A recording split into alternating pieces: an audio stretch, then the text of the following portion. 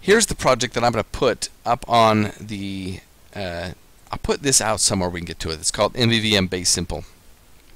Now this project is a great starting point for anyone who's going to kick out a new MVVM project in WPF.NET 4. I'll kind of walk through the directory structure. It's pretty simple. We have my core MVVM directory, and this is where we put most of the core MVVM files. There's not too many. 1, 2, 3, 4, 5, 6, 7. So 7 of them. And then we'll go through those in a minute. Then I have a design folder. We'll output the design data that corresponds to my view model. So here's my view model, here's my view, and there's the starting point of my app. So we'll walk through these. We'll start view down. So if I open this view up, I just double clicked on it, and it brings it up in Visual Studio, and we'll look at the code first. Get rid of this document outline. Okay, so this is just a window. In the window, I have a grid here with a text block with the text bound to a property called message, and that's all I've got. So let's just focus on this right now, and we'll look at this section of code in a second. So if I look at this, here is the view model.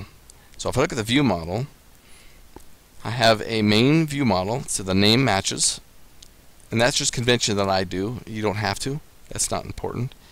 Here's the property, a message, and here in the constructor I set the message to hello world. Okay, so this should have, this view model should have this say hello world. So if you look back at our my view here, this text block should have the text in it. This text here, when it binds at runtime, it should say hello world. So how does this view model get attached to that view? Well, if you look at the code behind, I do have a little. In the code behind for this, I set the data context, and the data context is a variable that all, I think the object is in WPF, it's called a UI framework element.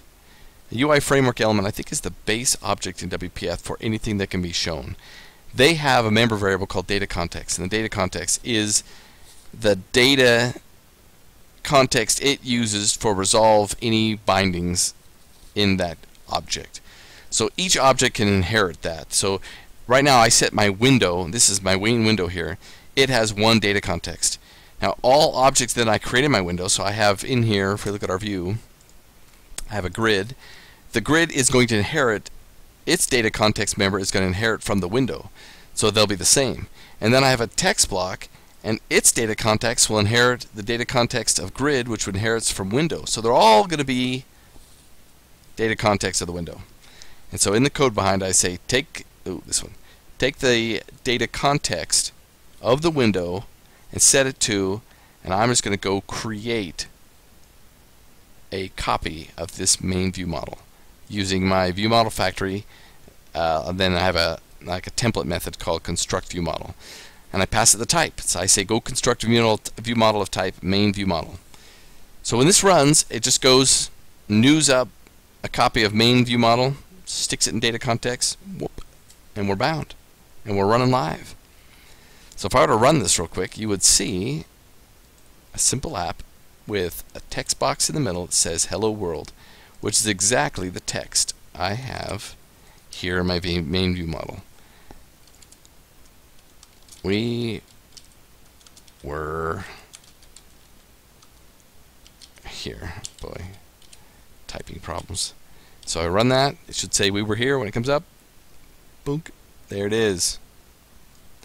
That is simple MVVM. Framework, binding, view model, Kazam. So I have a very simple UI that's driven by that view model. Okay, well I think we'll stop right there, and I will pick up with 2 more, 3 more little lessons after it's a little shorter than this intro.